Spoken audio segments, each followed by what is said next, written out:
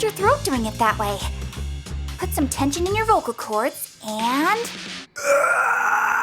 You sound like a demon when you do that.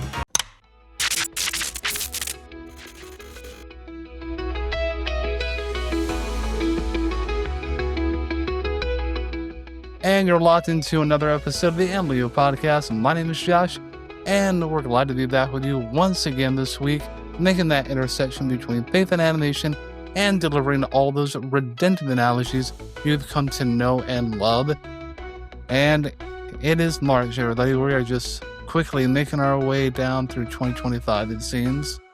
One video that we'll have coming out later this month is we'll be having our Celebrity Comic-Con Nashville recap. We attended that Comic-Con. It was a lot of fun. Got to meet some really cool celebrities and really cool people. So we'll have that video for you to share with you very, very soon. But Rebecca, how's your month of March going so far? Pretty good. Yeah. I mean, it's nice that spring is coming. So I'm happy about that. And I know that you're happy because that also means spring break. So you get a little bit of reprieve from your college classes. Yes, a very small reprieve until we dive into another difficult class. It seems like one after the other, it just gets harder and harder. But as you progress through your counseling degree, I mean, that's to be expected. Yeah, this is where the rubber meets the road, really, and we get into more specialized training stuff that will be really important for moving forward. I've been doing a lot of building the foundation, and now I'm moving into classes that are more specialty. Well, keep going strong. I know that you've been working hard.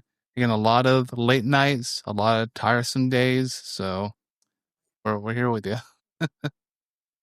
Well, don't want to belabor the moment any longer. We've got a great guest for this episode, who's actually a voice actor. We've actually only had one voice actor on the show previously. It was way back when we first started. I'm actually surprised we got a guest that soon. I think we were only maybe 10, 15 episodes in. Mm-hmm. But yeah. It's nice to have another one, though. We're very excited. Absolutely. So, Rebecca, go ahead and introduce our guest.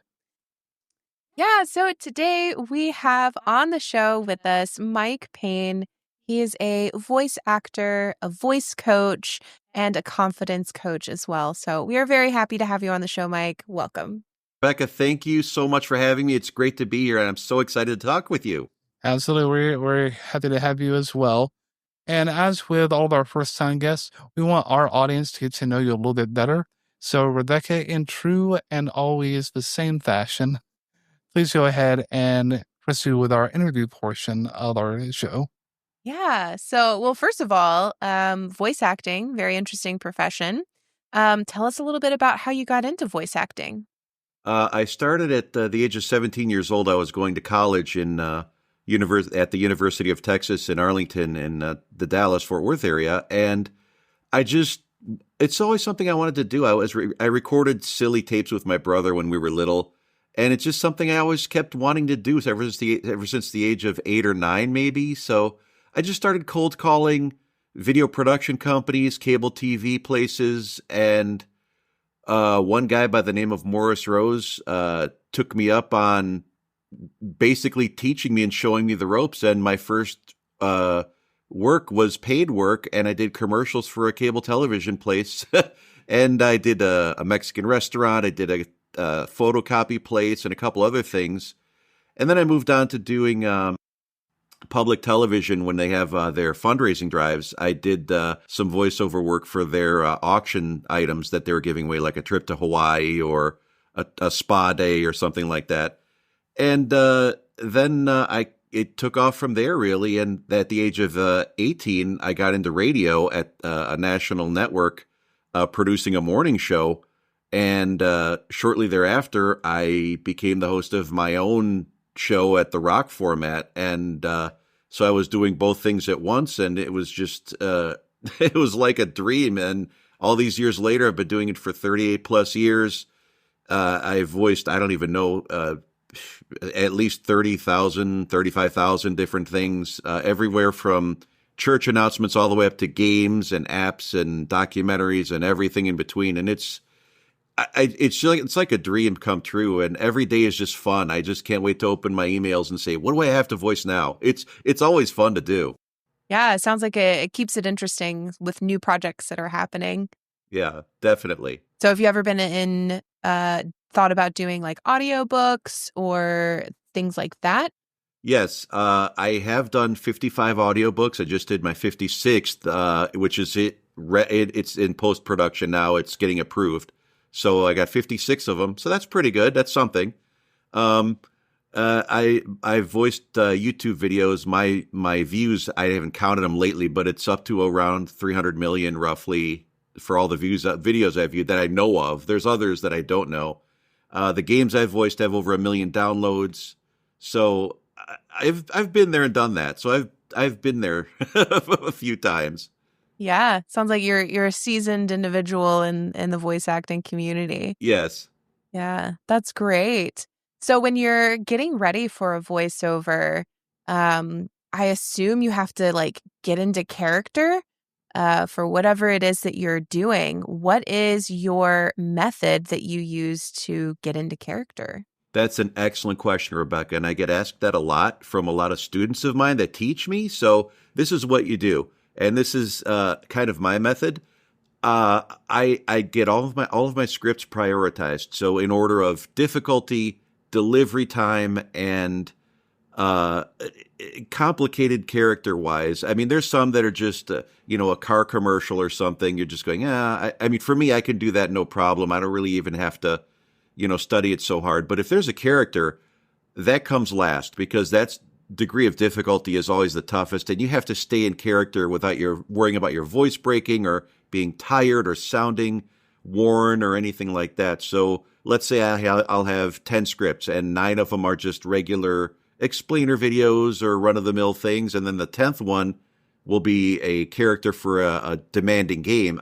I'll save that for last and take breaks in between and go, okay, really prep. Let's see what this character sounds like. What would this character sound like? And a lot of times you don't get great direction. Sometimes you get no direction. Sometimes you get, you're cowboy number 7.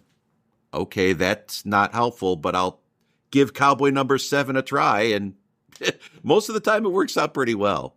Nice. Yeah, I'm guessing you kind of have to like make up your own personality. Do you ever like make up backstories when you are cowboy number 7? I kind of do. Actually, it's funny that you mentioned that because I was approached to voice a game for the lead character of an RPG game, and I didn't quite fit what they were looking for with the main character, but they said, we want you to voice something. You have to be on our game, and would you be willing to voice the shaman tortoise?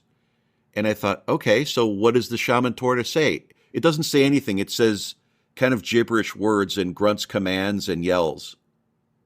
Okay. So that one was a curveball. I had never had just non-words before. So it came out really well. I liked the way it came out. It was one of those, like, I just came up with that and I just started and I went with it and they loved it. So, and the game did pretty well. It's called Clid the Snail, which is, it's a snail battling a tortoise and other animals that don't agree with the snail. So that kind of thing. All right. Yeah. Why not? Yeah. That kind of reminds me of, what's the game that does that? Zelda, Breath of the Wild. Their characters kind of do the non-language thing, grunting. And I'm like, that's really impressive, honestly, to be able to communicate something without actually having any words. Yeah. It's almost like Groot saying, I am Groot, but trying to convey different meaning. Mm-hmm. Yeah, you got to really you have to make it conversational while still grunting and growling and going, what? It sounds silly when you record it because the motivation is like, okay, say something. Imagine Clid the snail is attacking you. Okay. And I just came up with stuff and it just kind of worked. I don't know. I just thought of what would the shaman tortoise say? Yeah. So that sounds like that was probably a really memorable project. Do you have any other memorable projects that you've worked on? A lot of them. I mean, there's too many to count. One of the ones I was most appreciative and grateful to have voiced is there's a D-Day tour in Normandy, France, and I am the voice of the interactive bus that takes people around the tour stops of Normandy. And in between, they play videos of the information coming up about the soldiers and about the Battle of Normandy and about the entire, really, history of World War II. And I was lucky enough to voice that. And it just, to look at TripAdvisor reviews and say, the videos were so touching in between the stops. They were almost more interesting than the stops themselves in some cases. And I'm getting a little choked up just talking about it. It was so rewarding and so refreshing to do something so important, I think. And voicing museum tours around, different countries around the world, that's important to just teach people history, in English too. I mean, it's not just a native language, but in English. So those are great. I really love everything I do. Those are my favorites, but when I give somebody's dream a voice, that's kind of all I need for motivation to get up in the morning. Yeah, that's really cool being able to be sort of the tour guide for English speakers around the world. Because then you get to be a part of their vacation and a part of their learning experience. Yeah, that's really fun. History is so interesting to me as well, because it sounds like it's really important to you too. But yeah, that's really neat. It's just as much fun. I voiced a course on how to make sushi. I've voiced the Sunshine Observatory in Tokyo. I think it's the tallest observatory, the English-speaking voice. So that I would have loved to have heard that. Announcements for a show in China. There is a dolphin show at Atlantis Sanya, and it's just stuff like that. It's so cool. It's just fun. It really is. That's awesome. So that's all about your voice acting career. And how long have you been a voice coach? I've been coaching since the early 90s, since I've been at the very beginning. I coached when I was in radio. I had interns come in, and I don't know if you're familiar with Kyle Hebert, voice actor Kyle Hebert, Dragon Ball Z, and he's been in a lot of things. He was my intern back in 1990, so he's a very well-known voice actor. And a lot of people have learned through me with both radio and voice acting. And it's odd that, I also coach confidence, but it's pretty much 25% technique, 75% confidence.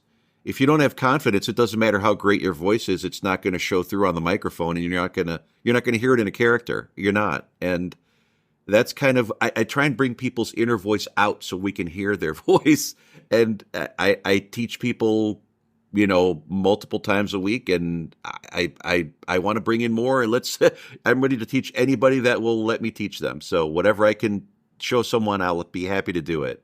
So it sounds like the vocal coaching or voice coaching and confidence coaching really are kind of one and the same. Yeah, absolutely. I had a person I was working with that he just wanted to know how to deal with people that were higher ups and CEOs of companies on Wall Street, like big important people. And he was nervous about how he's going to sound on the phone and in person. And he goes, I'm going to record myself. Can you kind of critique me? This has nothing to do with voice acting, but it had everything to do with him being confident with his material and going into a meeting, whether on the phone or Zoom or wherever in person, and saying, hi, my name is, and I won't use his name, I have this great thing I need to show you. And after I worked with him for a few weeks, he got it to the point where he was great. He was ready to go. He was like, I know my material. I did it. I recorded it. I'm confident. I don't even need notes anymore. And he was so happy and so thrilled to just go in there and get to that next level for himself. And I'm just proud to say that I helped him do it. I'm just glad I could help. Yeah, I love the crossover. It's like, it's not just about voice acting. This is about how you communicate with people out in the world, and to build that confidence and the self-esteem and really improving quality of life, I would say. Yeah, absolutely. And same with voice acting. There's so many people that want to voice characters and anime and all kinds of fun stuff and games. And you can't just go in there going, I don't know if my voice sounds good. And it's okay. I mean, we're all nervous when we first open a mic and try and do a voice. And you have to get comfortable with the sound of your voice.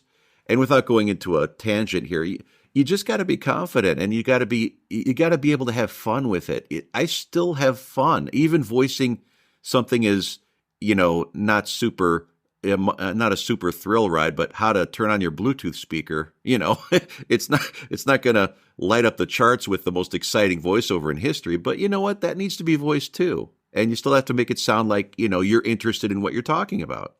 Yeah, exactly. Because if you're interested in what you're talking about, then the people listening are going to be interested and they're going to retain that information more. Absolutely. Well, thanks for letting us get to know you a little bit better and hear about sort of the voice acting that you've done and all of that. So that was really awesome. Thank you. Oh, you're welcome. And I'll give you a quick fun fact that I haven't really shared with anybody. You're the first to hear it. Some people that know me know, but you don't know it, and the public doesn't know. When I was right before I was in radio, I won tickets front row to see Stryper, and I was almost trampled at the concert when they were tossing their Bibles out. I was almost trampled, and the seat, they had foldable seats, and the seats folded. They only had like 2 security guards. They couldn't handle the push of the crowd going forward, and I was pushed up against the stage. Luckily, myself and my girlfriend at the time, we escaped, and it was interesting. Didn't get to see the rest of the show, unfortunately, but yeah, it's a little fun fact that not many people know about. Trying to escape from people getting Bibles. Almost trampled. That was very interesting paradox there, kind of. Yeah, it is. Yeah. Yeah. Again, like as Rebecca had said, thanks for sharing us with your journey in voice acting. With the people that we talked to, both on the podcast and off the podcast, where it considers, voice acting, everybody seems to have like not the same, but a similar journey and different aspects of how they get to where they are now.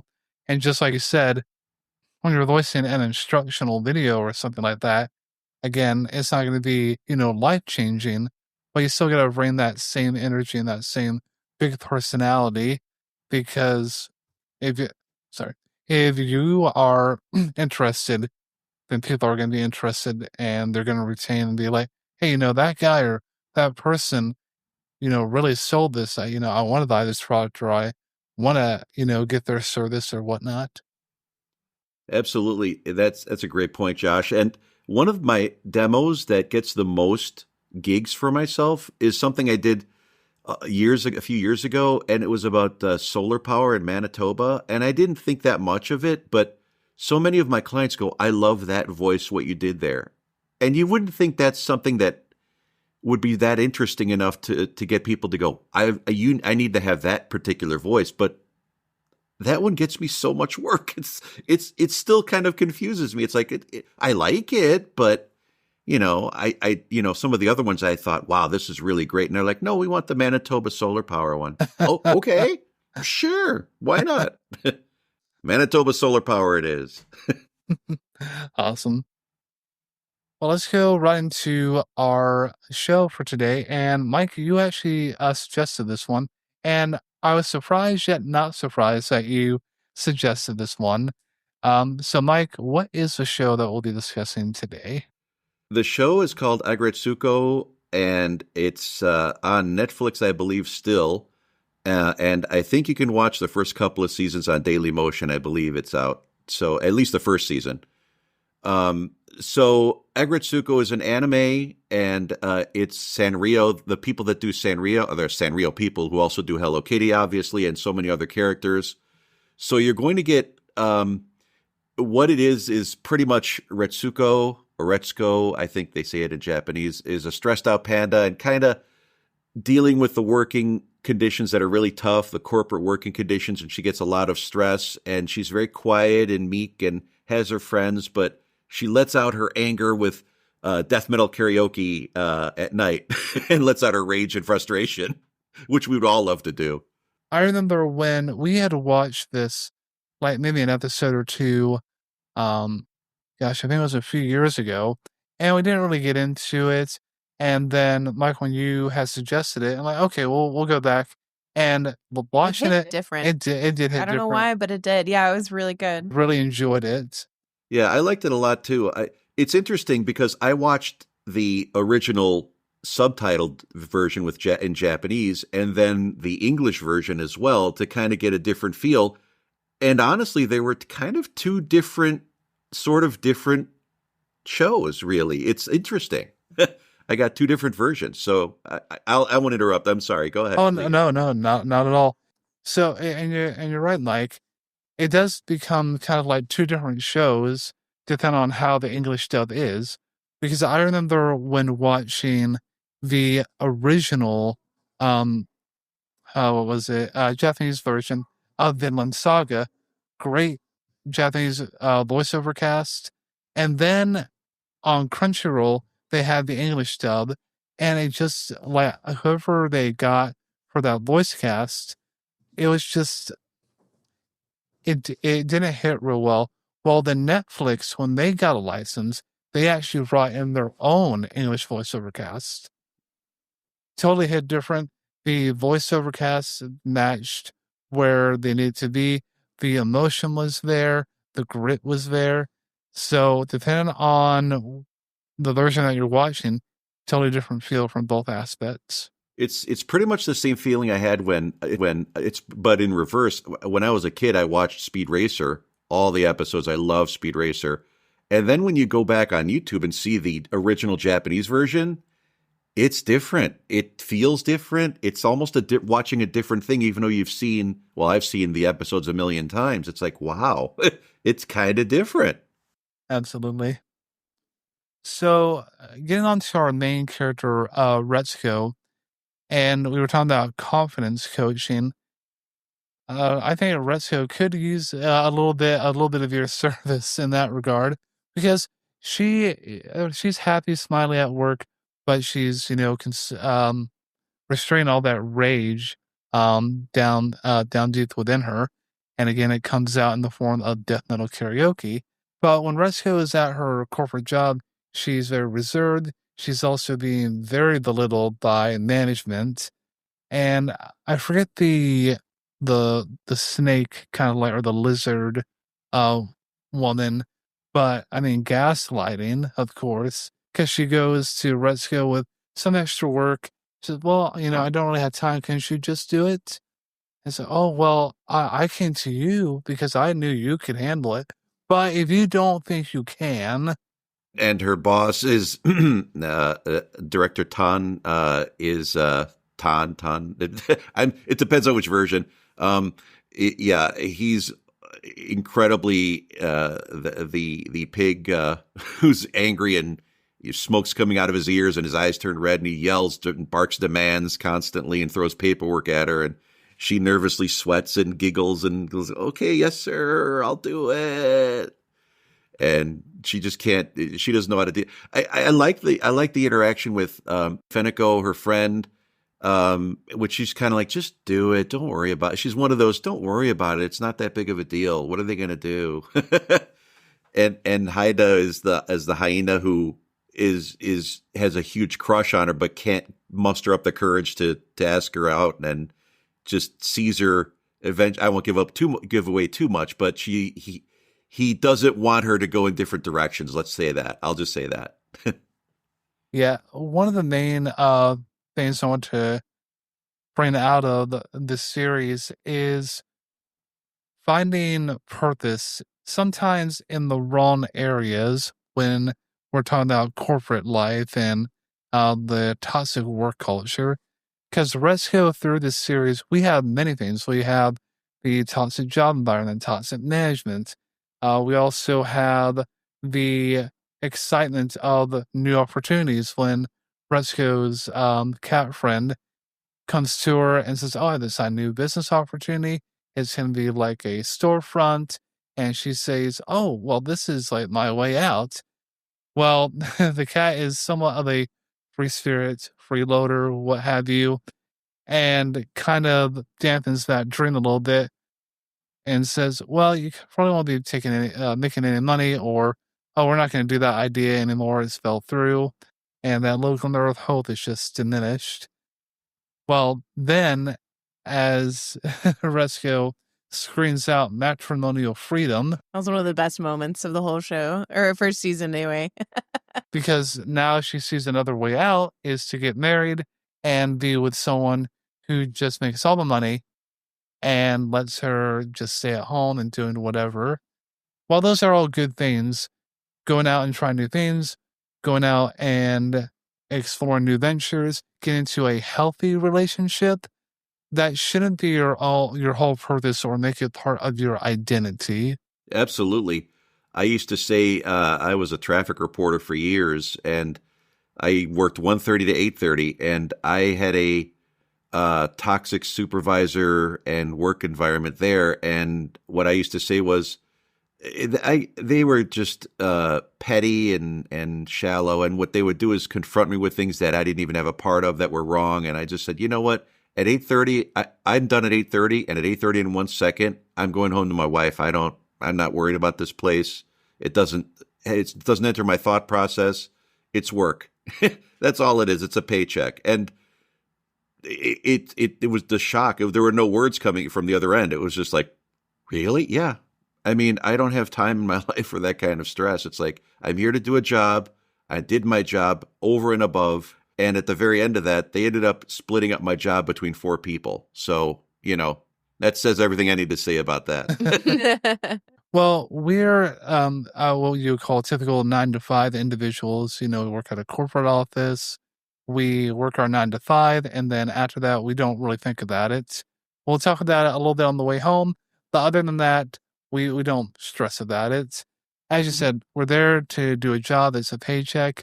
But outside of what we do, like this podcast and doing other types of videos and gaming walkthroughs and all that, that's what really kind of like what we see fulfillment and purpose in. Again, not our whole identity, but it gives us joy, it gives us pleasure, rather than working the whole 9 to 5. Like, that's not the sole purpose of why we live.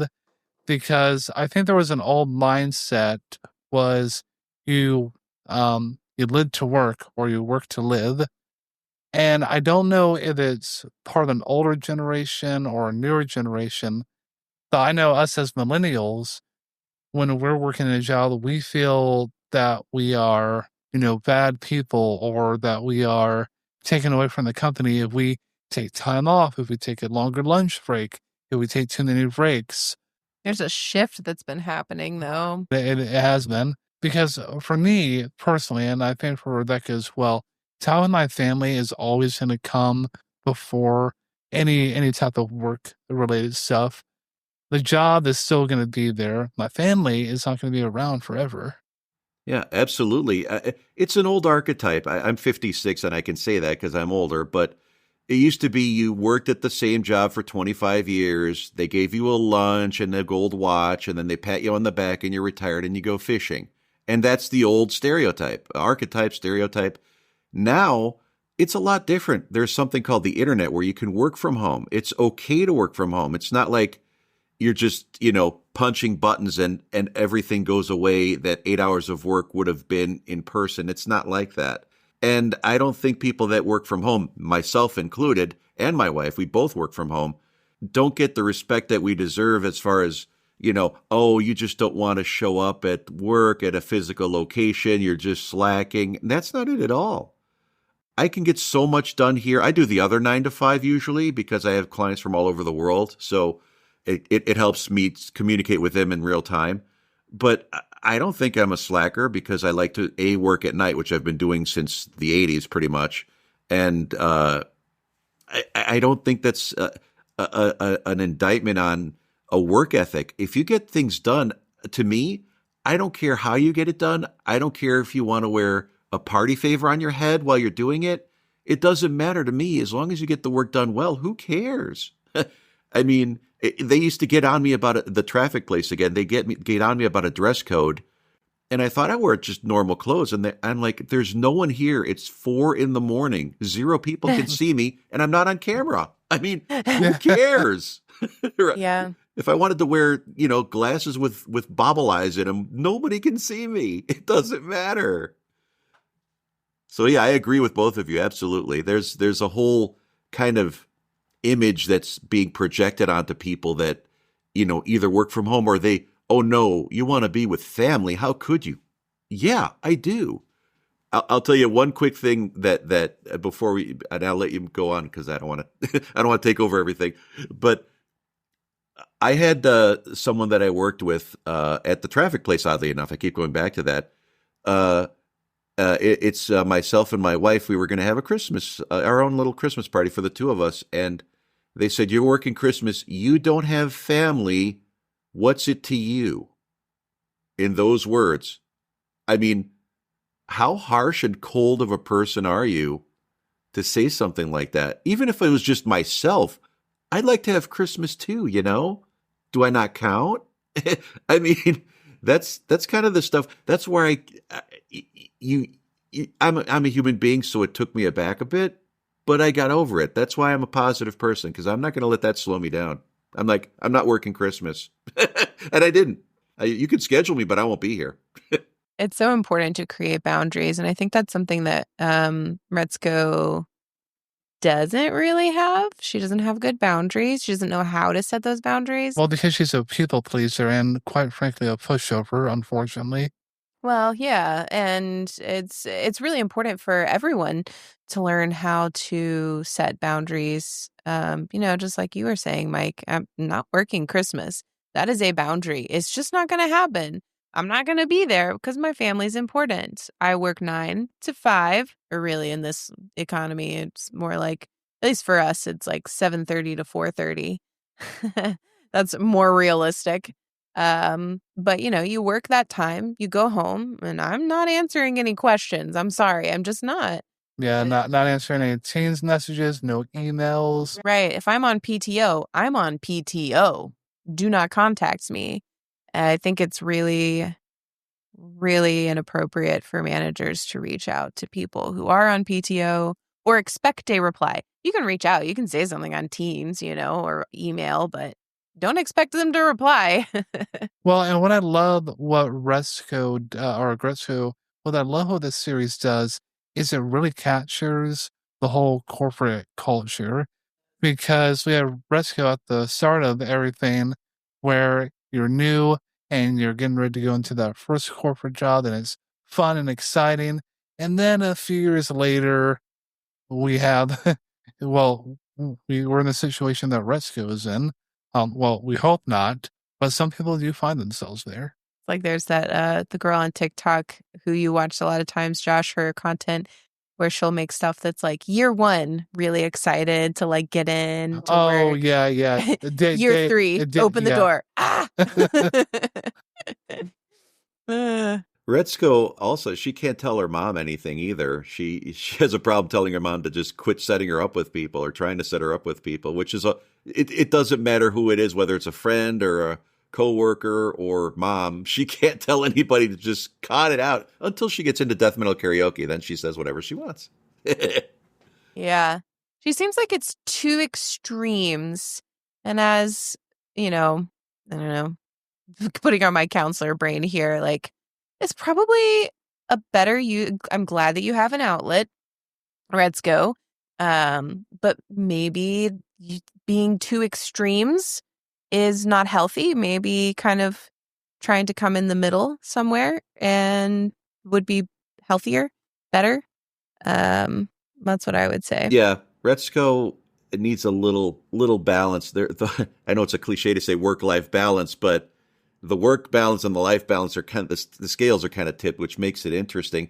And again, going back to the English versus Japanese version, the English version, you get a more of a feeling of corporate America, but for some reason in the Japanese version, you feel the pressure that a lot of Japanese people have to perform at every second of your work life, and intense pressure every day, even if it's shuffling papers. And you actually felt it with the character, and you felt it with all their characters. They were under so much strain. And, occasionally you'd see the various characters, and I'm trying not to give too much away, they would crack under different kinds of pressure. It's not just Retsuko. It's the director occasionally, her friends, her coworkers, and I'll just leave it at that because I don't want to give it all away. Yeah, there's something to be said too about corporate America versus Japanese corporate culture. It is different from what we've seen. Obviously, I'm no expert in Japanese corporate culture, but from everything that I've seen, it seems like a really different environment, like a lot more pressure. Like we think in corporate America, there's a lot of pressure, but it seems like it's really intense over there. And there's a lot of expectations to be working or like be with your coworkers outside of work hours. That also one thing that I found really interesting because after hours, we know, well, okay, maybe not everyone, but quite a few people, they don't want to be with anybody from work after hours. They like once 4 or 5 o'clock, 6 o'clock hits, whatever, they're out the door. But in Japanese culture, you go drinking with your coworkers, drinking with your boss. So it's a very, very, is very different from how we view working in corporate America versus how it's working in corporate Japan. And maybe that's because, too, we're not in a city environment, Josh. Well, yeah. Like, I wonder if New York is different. Probably, because where we work, it's not like, tall buildings. Like maybe if we were like in inner city Nashville, maybe.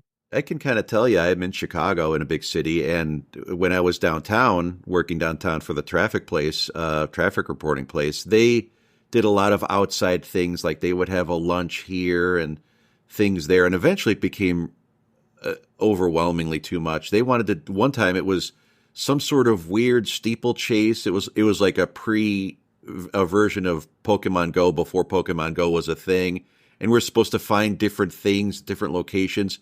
Now, we'd have to pay for our own parking. We weren't getting paid for this, and it was on my day off. So never going to happen.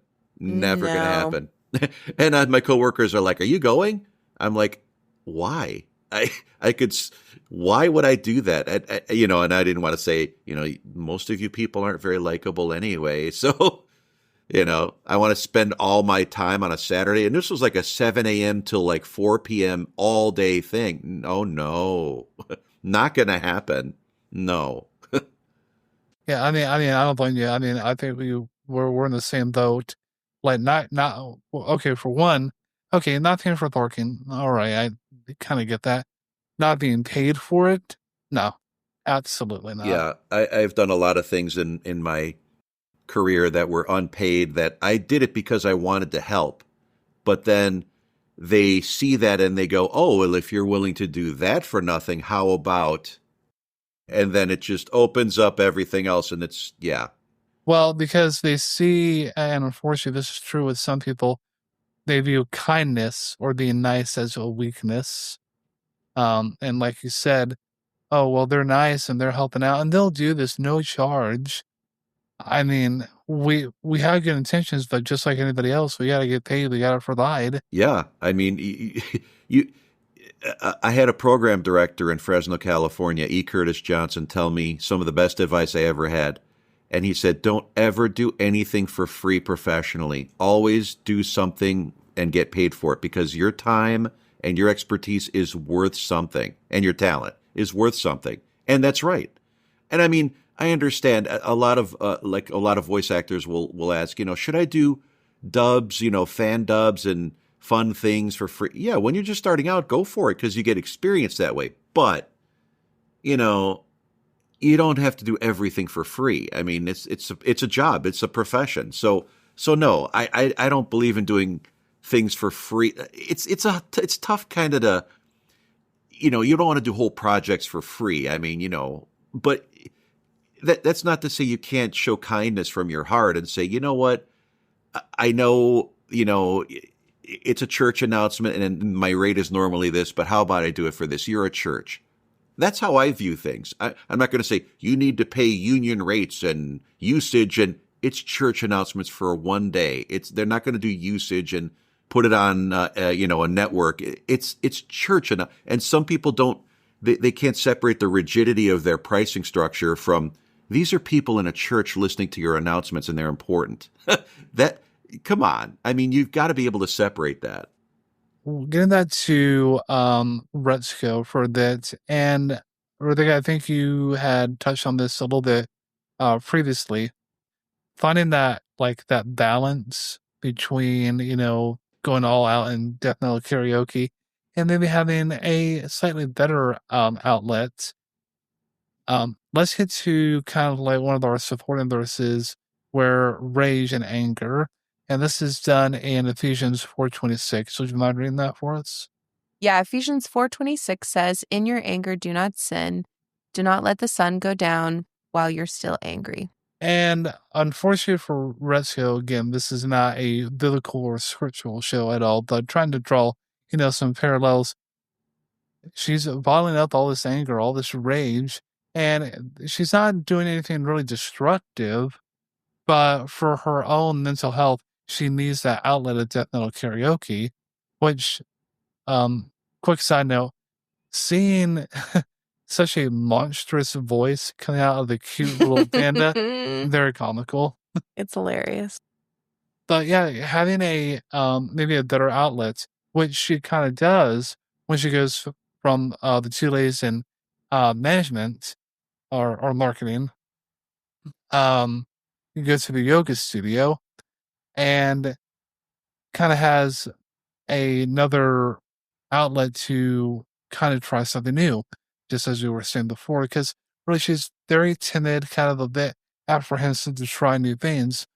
But the ladies in marketing kind of, push her a little bit to say, hey, this is kind of what people do. This is how you grow. Well, and I think too, not only was she repressing the anger that was inside of her and getting it out, she was alone in showing people that side of herself. So she wasn't sharing in community with other people. She wasn't making those relationship connections until she started going to the yoga class and meeting with those ladies in marketing. And she had to really be forced into showing that side of herself. But then when she found out that they would accept her, she was okay. She was all right. But there was a whole lot of fear before opening up and letting somebody else see that side of her. And that was a real turning point in season 1. You almost had to metaphorically push her into a happier situation mentally. And she's like, she's always kind of, she always had that face of, I don't know if I want to do this. And that added to it. It was hilarious though. I mean, it did really, I mean, I liked both versions, honestly, but yeah, I just remember watching the Japanese version first and it was great. And watching the English version, I watched season 1 in English and it was equally funny, but in a different way. It was a little different, which is in a good way. Certainly. And so that yoga class is one of the new changes. Well, as we talked before, getting back down to another outlet that she finds herself in, and our audience knows this, what we are discussing will sometimes contain spoilers, will most likely contain spoilers. She gets into a relationship that honestly isn't the best. So she goes out to an event with the Department of Sales, and she meets another panda. His name is Rizaski or Rizaski? Rizaski, yeah. And he is also a panda. Yes, but he is affectionately known as the Space Kid. Yes, because he just has that one look like. Poor guy. He doesn't know what he's thinking. But he's very quiet. One of the funniest scenes is he'll start to talk, but it's so loud and you cannot hear him. And so they, resort to texting and they have their little conversation. And Retsuko mistakes being in love for, infatuation or something is giving her attention. And she starts to change everything about herself. She doesn't really do death metal karaoke. She is all happy-go-lucky. Her boss notices, and Mr. Tone is like really like he doesn't seem concerned, but he can tell that something is off with her, and he gives her like this. Not to not go into too much detail. He actually gives her advice, which was a very weird shift because we think Mr. Tone is just this very chauvinistic pig, which he is, literally. But he also there's this one moment where they're just like connecting. And so that was nice to see. Still don't like him, but that was nice to see. Yeah, and to see something like that, you get so accustomed to a character like Director Tone be so overbearing and demanding and angry and barking demands and having unrealistic expectations and doing things for himself. And then a few episodes in, that comes out, and it's like he's almost like, look, I've been down this road before, and really, this is how you need to kind of go ahead with this. And almost I don't know if I would use tender, but almost a compassionate moment from a character you would never expect it from. Well, and I think that shows the complexity of humans, people in general, characters. We are complex. While Director Tome can be, a real jerk, he is also still a person and has different sides to himself, just like we see different sides of Aggretsuko or Redsko. And when things affect him, he feels it, and he's a person too, and he has a family, and things get to him, and then he's kind of looking over his shoulder. So, yeah, the parallels are kind of interesting when that starts happening. Again, spoiler alert a little, but So one thing I want to do is I want us to kind of go around and think about one of our favorite scenes and why it's our favorite scene. So Rebecca, I want you to go first on this. Oh no. Unless if you're not ready, then I can have Mike if he's ready. Well, there's so many good scenes. Honestly, I think the early on in season 1 where she is just going off on when you see her rage with her death metal, the matrimonial freedom is my favorite, I think. It's just hilarious.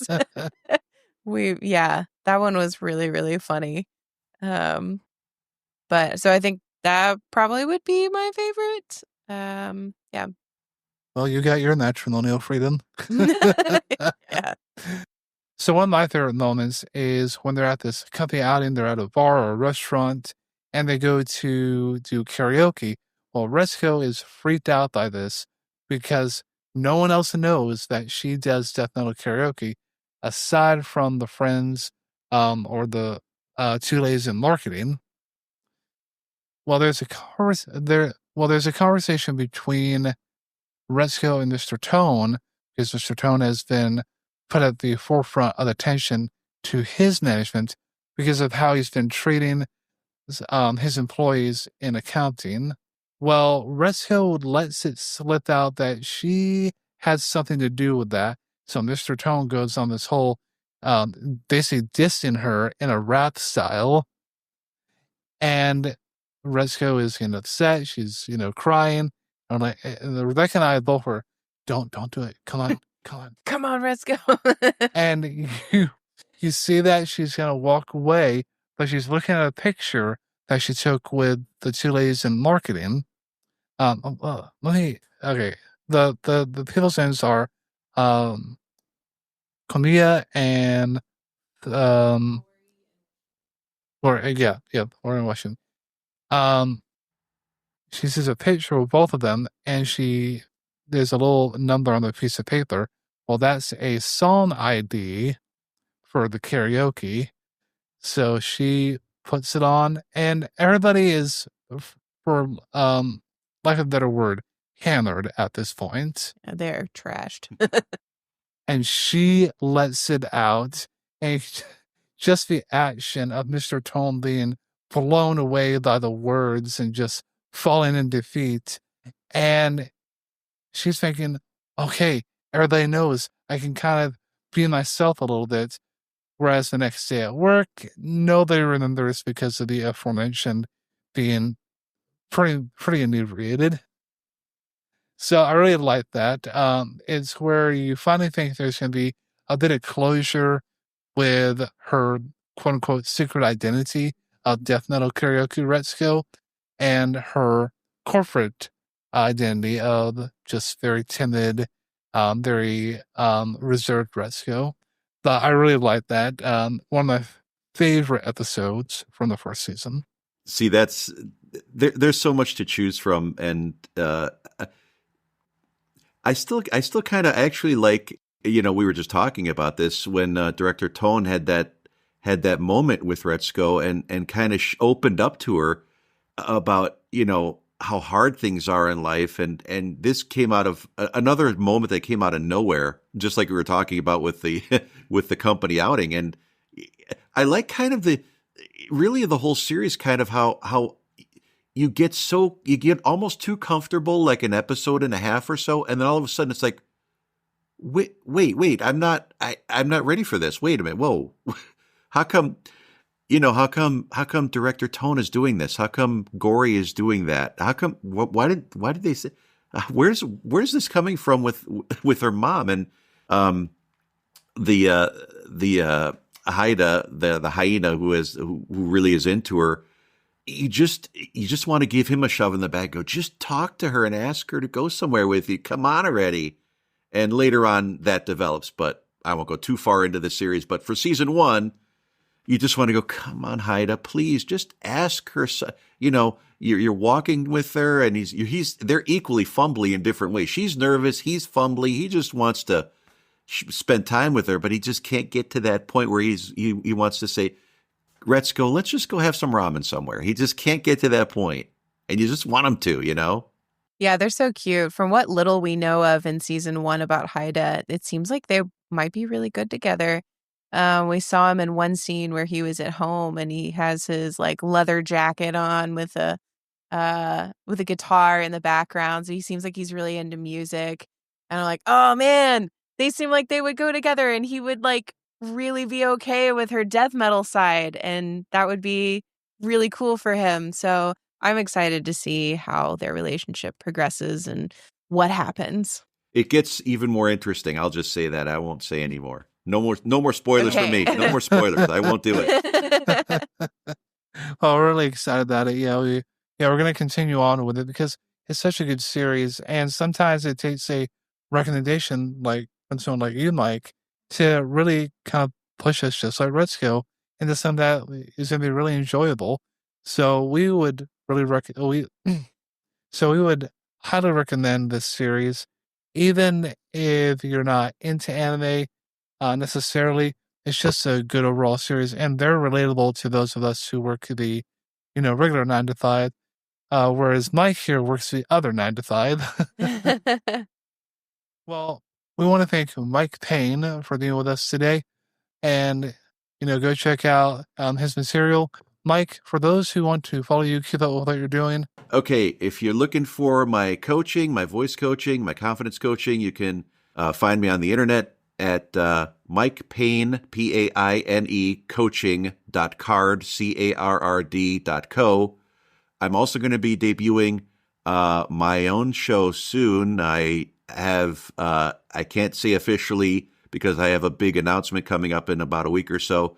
At motivatingradio.com, I'm going to be starting my own show, and maybe I need some guests on that show. I'm just saying, not going to, just saying, if you would like to, I don't know, I'm on SoundCloud, soundcloud.com/Mike-Paine-show. And on YouTube, I'm at Mike Paine, Paine 6287. I have some stuff up there, which there will be more coming, which eventually, because I'm going to be talking about confidence and confidence coaching, and I've got I'm so excited, but I can't say a lot, so it's really tough for me. That's the hardest part of it for me. I'll tell you what my show's name is. I'll mention it for the first time. My show is called Rock Your Voice, Confidence from Pain. So That is my show. That's featuring me. So there, you have the scoop. No one else knows this yet publicly. So there you go. We're honored. Awesome. So we will have links to all of Mike Paine's stuff down in the description below. If you like this video, make sure to smash that like button. Subscribe if you haven't already, and ring the bell for notifications so that you are notified every time we upload a new video. Well, until next time, keep those halos shiny and stay holy, my friends.